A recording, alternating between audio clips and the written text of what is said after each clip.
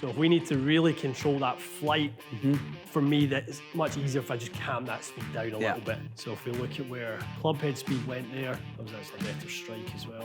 So there we go. So there's the difference in the trajectories, right? Speed drops quite a bit, spin drops quite a bit. Massive difference in launch and spin. Okay guys, welcome back to the channel. So today we're going to dive into a little bit of a explanation, demonstration on how to control trajectory. Some of the things that I think are part of the process when choosing shots. Your shot selection, standing over a shot.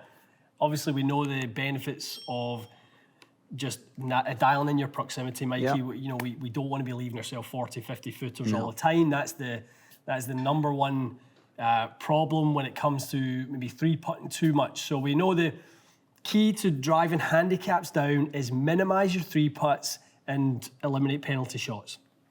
Across the board, for you guys out there, if you're really struggling to get that handicap down, analyze your game and see how many three putts you have per round and how many penalty shots have you got are you dealing with per round. That will really, really help. Yeah. So obviously today we're going to talk about the proximity portion of that, owning your trajectory. Yeah, and I think this will be good, like you said, for people who are practicing. Maybe they're just going to the range and hitting balls and not really paying attention. I watched you hit a couple balls before, and you're thinking about it before you hit. You're not just rifling shots, which is nice. Something I need to incorporate in my own game for sure. Yeah, I mean, there's definitely a lot of merit or benefit to knowing what your baseline is. I think that's important as well. Not get yourself confused with, overcomplicating and trying to be, we're not all Mac Boucher, right? Yeah, we can't all be Mac and shape it the way he does, and that's his normal is actually to do that. So for the rest of us, understanding your baseline is very important, and knowing that, okay, have you got control of your golf ball and your golf swing that day? If so, you can be a little bit more adventurous with it. If not, you probably just want to stick to what feels like a stock shot. Definitely. But we're going to talk about how to control that trajectory, some of the keys that we really think will help you guys. All right, Mikey boy, let's look at a hole where trajectory matters. It's one of those holes. I mean, we're coming off the back of the BMW Championship at Wentworth, and we see always 18th as a hole that can sort of make or break the tournament. You can. So Ryan Fox, obviously, he didn't go for it in two, I believe. I think he wedged it up close and ended up making birdie that way, but. It is a shot if you can drive it down towards the end of the fairway, which most of these guys can do now if you've got the right shape, a little cut off that tee, then you've got a nice open look into it. But you've got the water in front of the green. Elevated. Yep. You've got a little bit of an elevated green. So the sort of way you shape your ball in there will dictate how close you can really get. If we do a little flyover here, we'll see that flag today, so you can see the shape off the tee, right? And then you can see that flag today is kind of more like a front right. So trajectory to get it close to that front right pin, you're certainly not going to want a low turning shot. No, one that runs off the front left. Exactly. So we're gonna play with some ground conditions as well, because that does dictate shot selection as well. But first and foremost, guys, when we're talking about shot shaping and creating different trajectories, number one is you got to understand your baseline, right? You got to understand what your numbers are to start with to even know what you need to do to adjust ball flight. So let's hit a couple just stock ones. So for this one, Mikey, I would, 195. 5 iron. Yeah, I mean, I've got a 5. It just 5 takes water out of play. Right. Or should do anyway. So I'm looking at pitching this around the number and just having it maybe go a little bit on the long side. Okay. So that would be pretty much ideal. Yep. Feathery one? Yeah, just like pitch it nice and high. But for me, those are baseline numbers. Yeah. Couple of degrees from the inside. I've hit a lovely little draw in there, 199 and carry. All good, right? Yeah, really good. All pretty good. So for me, to understand how to move trajectory, I know that it's easier for me to come from the inside than the outside. So for me, I have to make a bigger adjustment when hitting the fade than the draw. Right, okay. Because I'm already defaulting towards the draw, right? So that's much harder for me. So let's look at fade first. Okay. Okay. I mean, we've got the benefit of having this great big grandstand at the back. Yeah. So we're going to use that for alignment. The setup is obviously super, super important. So I'm going to feel like this little sort of, I'm going to feel like I'm aiming my shoulders and feet here. Okay. And then the club face in between that. So this little area where obviously the crowds are coming into the stand. Yeah. I'm going to try and start it on that line and cut it back, aiming a bit left of that. It's a good strike. Yeah, decent. Felt it a little bit in the heel, but Oh, that green's slopey, eh? yeah, it really does. It really does slope. So for me, that obviously change in path, change of angle of attack is what changes the launch condition. So if we pull that up and compare how different those two deliveries are, baseline obviously to, whatever my fade swing is. Okay, so steeper, more out to in. Yeah. Little change in dynamic lie, which is, again, it aids the fade. Right. The less toe up aids the fade. Interestingly, on that one, I delivered a little bit less dynamic loft, but I think that's a result of where the angle of attack went. So if we go to ball data, we actually see spin obviously kick up a little bit, even though there was less delivered loft. Yeah, less we launch kick too. spin up a little Right, bit. Yeah. okay. Yeah. So 194. So we can just see that trajectory sitting.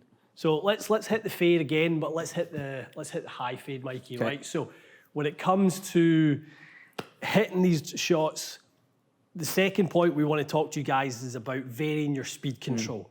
Okay, so the speed that you swing the club at is going to dictate really the height of the golf ball. So if I hit this shot and really want to hit it a bit higher, the first thing I'll think about is adding quite a bit more speed. Definitely higher. Yeah, so adding a little bit of speed, adding a little bit of a change in dynamics, Mikey. Now, for you, when you go to add speed, is it harder for you to hit a fade trying to add speed? It's harder. Since your baseline and your natural swing's a draw? No, probably easier to control the shape. I think Really? for Okay.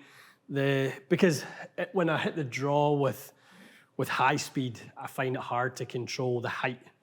So if I'm hitting a high draw, it's fine. But if I'm ever if I ever need to hit it high, I know I go high speed. Right, okay. If I ever need to hit it low, I go low speed. Okay. Always on those shots. So even if we just look at the two fades, Mike, if you go over to the compare page and look at fade 1 and fade 2. So fade 1 was at 103 feet, fade 2 was at 132 feet. Really, the launch and spin are not that different. No.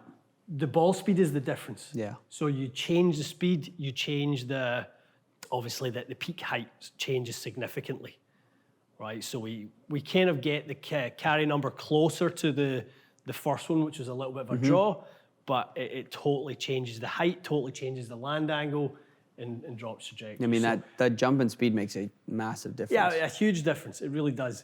And I think that's the golden rule to height change is speed high, ball flight high, Right, speed low, ball flight low. So let's hit the lower one. Okay, so we talked earlier on, aim left, face stays to the right of that. That's the origin of the fade.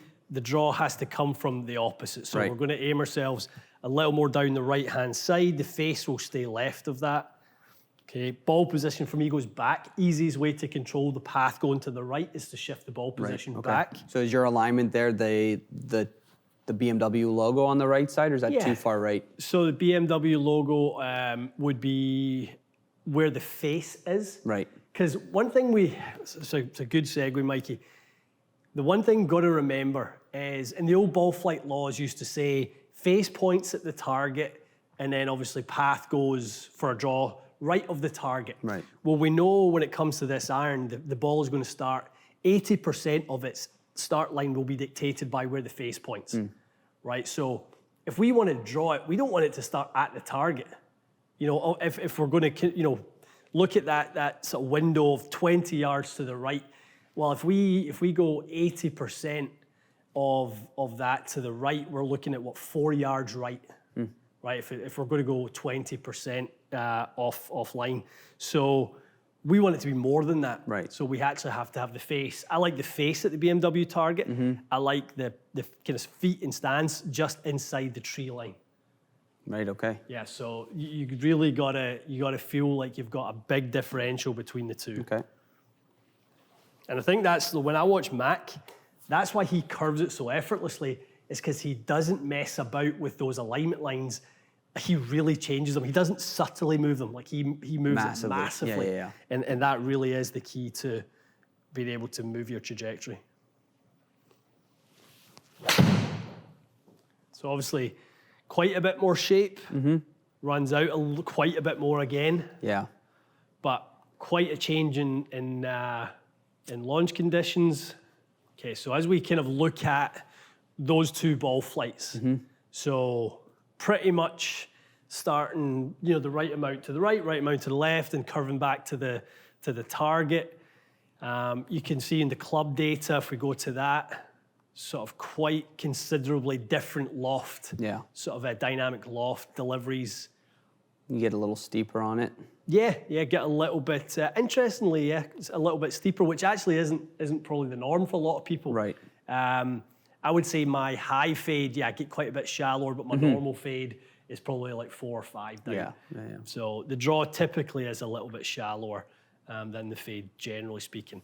But the big thing is face to path. Yeah. So again, if we look at where that face angle was, that face angle is relative to the target, Mikey, 6.6 yards. So I'm not starting at the target at all. No, I'm starting at a long way right of the target. Far away from it. Far away. So, even that path, look where the red line is and the orange line is, totally different deliveries. Yeah. In order to do that. So, but again, understanding your baseline numbers tells you what you need to do sort of more of. It's quite easy for me to shift that path a long way right. Right. Not nearly as easy to shift it a long way left for me. So let's see if we can take that flight down just a little bit again. So if we need to really control that flight, for me, that is much easier if I just cam that speed down a little bit. So if we look at where club head speed went there, that was actually a better strike as well. So there we go. So there's the difference in the trajectories, right? Speed drops quite a bit, spin drops quite a bit. Massive difference in launch and spin. So knowing that the ball's going to react like a flyer, because look at that efficiency. So totally different delivery from a dynamic loft perspective. 14 degrees of delivered loft, 13.8. Yeah. So the ball is getting an entirely different message. Steeper, trying to kind of control that handle position. So guys, again, looking at how to maneuver that trajectory, play with your speed, make sure you're able to sort of ramp it up and then dial it back down. I think that's really important on the driving range, to be able to take one club and hit, from 150 yards, hood your 9-iron and get it to go 150, but also take your 5-iron and soften it to make it go 150. 9-iron, 7-iron, 5-iron. I think that's a great skill to learn. It's like when you watch that one club challenge the European Tour does, you see these guys trying to, hoist a 56 degree as, because they're swinging out of their shoes in order to make it, hit the number that they're looking for. So it's a good way to get on the range and, go try to hit some cut punch shots of the 5-iron or something just to get that feel, because it'll definitely improve striking. It really does. It really does. And it gives you more ownership of your golf swing as well, because I know for me, if I stand and hit the same shot over and over again, I get a little bit more in my technical mind and less in my creative mind. Right. So doing this type of thing for someone like me is really good, because it makes me just switch off a little bit from the kind of perfect delivery. I just have a little bit more of a picture in my mind of how that shot shape. I understand what I need to do physically, or physics of how to make the shot happen. And I think a little bit less about what to do, and I just do it, which is also cool. Very cool. Pretty good. All right, guys, so some key thoughts to us there in terms of how to control your trajectory, how to take advantage of the circumstances you find yourself in, whether that's a front flag that really, if you hit a shot like that last one, Mikey, the low draw, you've got no chance of getting it close. you've got to have the ability to hoist it up in the air. And vice versa, if you are hitting the high shot and maybe it's windy or there's a back flag, again, very difficult to control your ball. So having an idea of what your baseline numbers are, whether they're nice and neutral or whether they're airing towards more of a fade or more of a draw, know those baseline numbers and then do some work on maneuvering your face to path either side of that. And then obviously, as we said, work on ramping your speed up, dial it down. You'll really see your ball height change with how your speed changes. Yeah, a good way to practice, and like we said, it'll improve strike later on. And you said when you're hitting balls, you kind of check out a little bit. If you're just hitting your baseline, this can just add a little bit of obviously fun to someone's practice, but hit those, trouble shots in a way, and then you have them in the bag. Definitely. Okay, guys, hope you enjoyed that. Let us know if you have any further questions. Anything that you guys would like us to tackle around these types of videos, these types of sort of maybe more on-course topics that feel like that they could help you with your game, and maybe something you guys are struggling with, whether it's changing trajectory or whether it's any part of the game, pitching with spin versus no spin, those types of things. So we love diving into them. We've got obviously the great equipment to be able to dissect these shots and these topics and be able to talk about the why, which is very, very important when it comes to hitting these different trajectories. So let us know what you want to see us. We'll do more of that stuff. We really enjoyed digging into this type of thing. Yeah. Okay, stay tuned for more. We'll see you again soon.